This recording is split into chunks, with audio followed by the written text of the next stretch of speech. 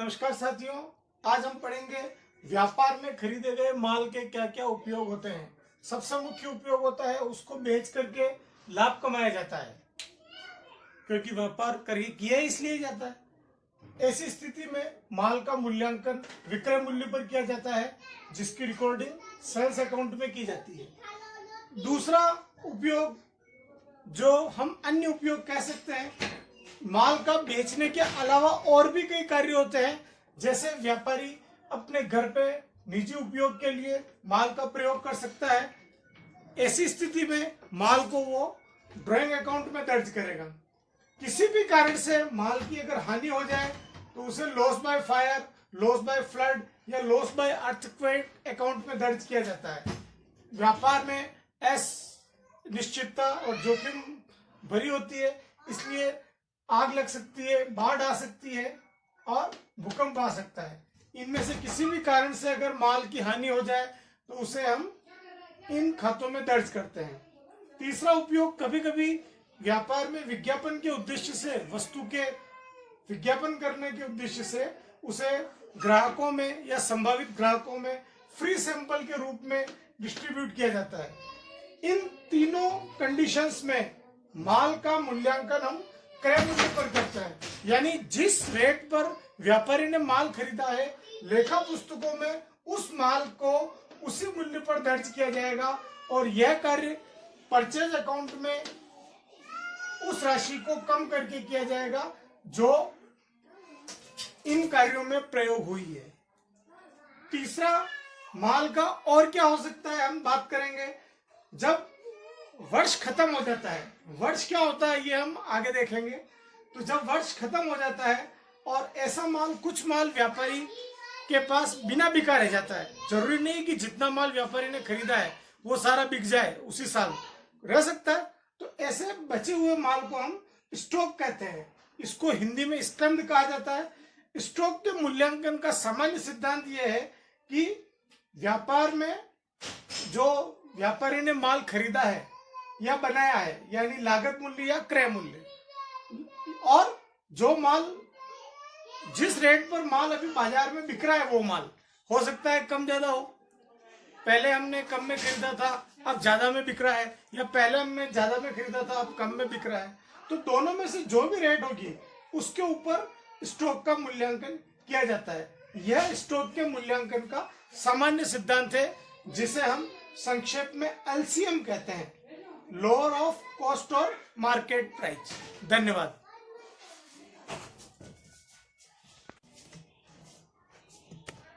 हम बात करेंगे वर्ष। वैसे देखा जाए तो ये बहुत ही साधारण शब्द है कि वर्ष किसे कहते हैं। 12 माह की अवधि को हम वर्ष कहते हैं, आप और हम सभी जानते हैं। लेकिन सामान्य व्यक्ति के लिए जो वर्ष कैलेंडर ईयर होता है, यानी कैलेंडर, यानी जो दीवार पे टंगा हुआ हम सबके घरों पे मिल जाता है, वो कैलेंडर, उस कैलेंडर की जो अवधि होती है वो जनवरी से दिसंबर होती है। तो 1 जनवरी, माना कि 2018 की हम बात कर रहे हैं, तो 1 जनवरी 2018 से लगा करके 31 दिसंबर 2018 तक की जो होती है उसे हम कैलेंडर ईयर वर्ष 2018 कहेंगे। तो पूरे लेखा शास्त्र में ये बात सबसे महत्वपूर्ण है कि जहां कहीं भी ईयर 2018, ईयर 2019, ईयर 2020 जो लिखा हुआ है तो उसकी अवधि हमेशा जनवरी से दिसंबर मानी जाएगी। जैसे 1 जनवरी 2018 से 31 दिसंबर 2018, इसके लिए लिखा हुआ होगा वर्ष 2018। अब हम महत्वपूर्ण बात करते हैं वित्त वर्ष की। वित्त वर्ष जो कि 1 अप्रैल से प्रारंभ होकर अगले 31 मार्च को समाप्त होता है। पूरे लेखा शास्त्र में यह बात इंपॉर्टेंट है कि अगर वर्ष 2018-19 लिखा हुआ है तो हमें कंफ्यूज नहीं होना है कि 2 वर्ष कैसे आ गए, 2018 और 2019। नहीं, ये एक ही वर्ष है, क्योंकि वर्ष का मतलब होता है 12 माह की अवधि। तो जो अवधि 1 अप्रैल 2018 से प्रारंभ होती है और 31 मार्च 2019 को समाप्त होती है, वो वित्त वर्ष 2018-19 कहलाएगा। आपके दिमाग में होगा कि ये कब से शुरू हुआ। तो चलिए मैं आपको एक जानकारी देता हूं कि सन 1867 में जब भारत में अंग्रेजों का शासन था, ईस्ट इंडिया कंपनी ने इस अवधि को वित्त वर्ष के लिए चुना। इससे पहले भारत में वित्त वर्ष की अवधि 1 अप्रैल से 30 मार्च हुआ करती थी। अब आप सोच रहे होंगे कि यह अवधि अप्रैल से मार्च ही क्यों रखी गई, तो इसका भी मैं आपको कारण बता देता हूं। क्योंकि अप्रैल में अमूमन नई फसल आ जाती है।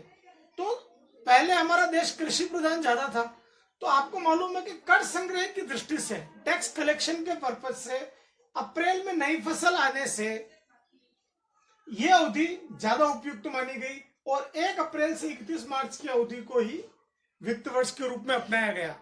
वर्तमान में इसी वित्त वर्ष को लेखांकन वर्ष या अकाउंटिंग ईयर कहा जाता है, क्योंकि हमारी जितनी भी अकाउंटिंग है पूरे भारत में, जो भी अकाउंटिंग मेंटेन होती है उसके लिए अवधि 1 अप्रैल से 31 मार्च ही मानी जाएगी। सभी गवर्नमेंट रूल्स, रेगुलेशन, कानून, income tax act, company act में यही अवधि मान्य है। वैसे तो वर्ष की अवधि 12 माह होती है, लेकिन कल्पना कीजिए आप कि ये 12 माह से कम भी हो सकती है। अब आप सोचेंगे कम कैसे होती है, तो मैं आपको बताता हूं। मान लीजिए किसी व्यवसायी ने 1 मई को व्यापार प्रारंभ किया, तो अब उसकी अवधि 1 महीना लेट व्यापार प्रारंभ करने के कारण 11 महीने रह गई, तो उसका पहला साल वर्ष 18-19 ही कहलाएगा और उसकी अवधि 11 माह ही होगी। यानी अगर नया व्यापार प्रारंभ किया जाता है तो यह अवधि 12 माह से कम भी हो सकती है, लेकिन किसी भी दशा में यह अवधि 12 माह से अधिक नहीं होगी। धन्यवाद।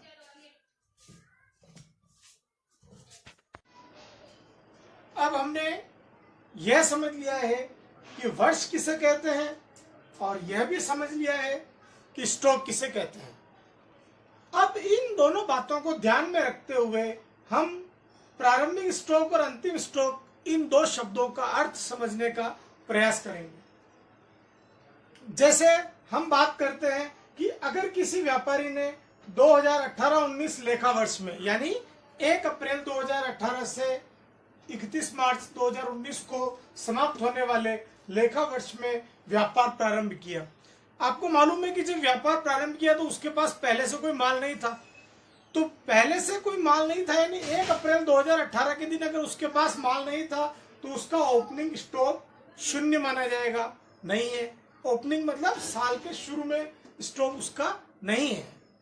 अगर उसने कुछ माल खरीदा है, उसमें से कुछ माल बिक गया है, लेकिन जरूरी नहीं है कि जो खरीदा गया माल है सारा माल उसी साल बिक जाए। तो जो माल बिकने से रह जाता है उसे हम स्टॉक कहते हैं, ये आपको अच्छी तरह मालूम है। तो जो माल 31 मार्च 2019 के दिन बिकने से रह गया है उसे हम क्लोजिंग स्टॉक कहेंगे। माना कि 30,000 रुपए के मूल्य के लागत का माल 31 मार्च 2019 को व्यापारी के पास रह गया है, तो उसे हम वर्ष 2018-19 का क्लोजिंग स्टॉक कहेंगे। आप सोचिए कि व्यापार 31 मार्च 2019 को समाप्त तो नहीं हो जाएगा, लेखांकन जरूर समाप्त हो जाएगा 18-19 के लिए, और 19-20 अगले वर्ष के लिए जब हम लेखा पुस्तकें प्रारंभ करेंगे तो 1 अप्रैल 2019 के दिन उसकी लेखा पुस्तकों में जो माल होगा वो होगा 30,000 रुपए। जो 31 मार्च के दिन अंत में था वही तो 19-20 के दिन प्रारंभ में मिलेगा। यानी आप सोचिए 31 मार्च 2019 की रात को 12 बजे 30,000 रुपए का माल था, वो अंतिम स्टॉक है 18-19 के लिए। वही माल 1 अप्रैल 2019 के लिए, यानी वर्ष 2019-20 माना जाएगा, ओपनिंग स्टॉक कहेंगे। तो जो माल इस साल के लिए ओपनिंग है, सॉरी क्लोजिंग है, वही माल अगले वर्ष के लिए ओपनिंग माना जाएगा। और इस साल उसने कुछ माल और भी खरीदा होगा, केवल 30,000 रुपए के माल से व्यापार नहीं कर रहा है वो, तो जो खरीदेगा वो इस माल में जुड़ जाएगा ओपनिंग स्टॉक में, और फिर दोनों के योग में से जितना माल वो बेच देगा उसके बाद भी हो सकता है कुछ माल बच जाए, तो जो बचेगा वो माल 2019-20 के लिए क्लोजिंग स्टॉक कहलाएगा। माना कि उसकी वैल्यू 50,000 रुपए है। अब यही 50,000 रुपए 19-20 के लिए अंतिम स्टॉक बन गया और अगले वर्ष यानी 20-21 के लिए ये 50,000 रुपए ओपनिंग स्टॉक बन गया और इस साल वापस उसने वही प्रक्रिया दोहराई होगी। कुछ माल और खरीदा होगा, 50,000 रुपए का माल उसके पास पहले से पड़ा है ओपनिंग स्टॉक के रूप में और कुल माल में से इस बार हो सकता है कि फिर कुछ माल उसके पास बच गया हो। तो जो माल बचा है उसको 31 मार्च 2021 के दिन वो 20-21 वर्ष में मूल्यांकन करेगा। माना कि उसका मूल्य 20,000 रुपए आया तो ये 20,000 रुपए 20-21 के लिए अंतिम स्टॉक कहलाएगा और यही माल अगले वित्त वर्ष के लिए यानी 21-22 के लिए ओपनिंग स्टॉक कहलाएगा। ठीक इस तरह से आगे प्रक्रिया चलती रहेगी और ओपनिंग स्टॉक और क्लोजिंग स्टॉक हम बुक्स ऑफ अकाउंट्स में मेंटेन करते रहेंगे। अगर किसी वर्ष उसके पास सारा माल खत्म हो गया है जो पहले से आया था ओपनिंग स्टॉक के रूप में वो और जो उसने खरीदा था वो, फिर भी सारा माल बिक गया है और नील बैलेंस हो गया है, ऐसा जनरली होता नहीं है, और मान लिया हो गया तो 31 मार्च 2022 के दिन अगर उसके पास किसी प्रकार का स्टॉक नहीं रहा है तो उसका क्लोजिंग स्टॉक शून्य माना जाएगा। तो हमेशा ध्यान रखना है कि व्यापार प्रारंभ करने वाले वर्ष में ओपनिंग स्टॉक शून्य होता है लेकिन क्लोजिंग स्टॉक शून्य बहुत कम परिस्थिति में होगा। धन्यवाद। स्टॉक शब्द का अर्थ तो जान लिया, परंतु हम ये जानते हैं कि स्टॉक भी कई प्रकार के होते हैं। व्यापार स्टॉक के दृष्टिकोण से दो भागों में बांटा जा सकता है। एक प्रकार का वो व्यापार होता है जिसमें केवल माल को खरीदना और बेचने का कार्य होता है। ऐसे व्यापार को केवल ट्रेड कहा जाता है, यानी ट्रेडिंग बिजनेस, जिसमें सिर्फ माल खरीदा जाता है और माल बेचा जाता है, कम रेट पर खरीदना और ज्यादा रेट पर बेचना। ऐसे व्यवसाय में केवल और केवल एक प्रकार का स्टॉक प्रयोग होता है जिसे स्टॉक इन ट्रेड या केवल स्टॉक शब्द कहते हैं। अब हम बात करते हैं दूसरे प्रकार के बिजनेस की, जो मैन्युफैक्चरिंग नेचर का बिजनेस है। यानी अगर कोई मैन्युफैक्चरिंग इकाई है तो वो जिस माल को खरीदती है उसको डायरेक्टली नहीं बेचती है, बल्कि उसके ऊपर प्रोसेसिंग करके उससे फिनिश्ड गुड्स बना करके बेचती है। यानी मैन्युफैक्चरिंग बिजनेस के मुख्य कामों को तीन भागों में बांटा जा सकता है: कच्चे माल को खरीदना, उस कच्चे माल की प्रोसेसिंग, और तीसरा है प्रोसेसिंग होने के बाद निर्मित माल को बेच करके लाभ कमाना।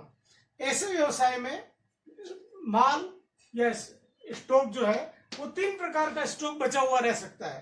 पहला रॉ मटेरियल या रॉ मटेरियल जिसको बोल सकते हैं, यह एक प्रकार का कच्चा माल होता है। जैसे कपड़ा व्यापार के अंदर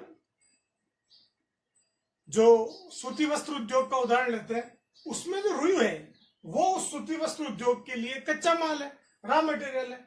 और उस कच्चे माल यानी रुई के ऊपर जब हम मशीनों से प्रोसेसिंग करते हैं तो धागा बनता है। ये धागा वो माल की पोजीशन को शो करता है जो न तो रुई है न कपड़ा बन पाया है, यानी दोनों के बीच की अवस्था। इसलिए सूती वस्त्र उद्योग के लिए धागा वर्क इन प्रोग्रेस या वर्क इन प्रोसेस कहलाएगा, जिसको हम संक्षेप में WIP कहेंगे। इस WIP को कभी कभी सेमी फिनिश्ड गुड्स भी कहा जाता है। तीसरा माल होता है बना बनाया कपड़ा, जिसको रेडीमेड उद्योग को बेचा जाता है या डायरेक्ट कंज्यूमर खरीद लेता है दर्जी से अपने वस्त्र सिलवाने के लिए। तो वो होता है फिनिश्ड गुड्स। फिनिश्ड गुड्स यानी निर्मित माल, पूर्ण निर्मित माल। इस प्रकार से हमने देखा कि मैन्युफैक्चरिंग यूनिट में तीन प्रकार का स्टॉक होता है: raw material, WIP and finished goods. धन्यवाद।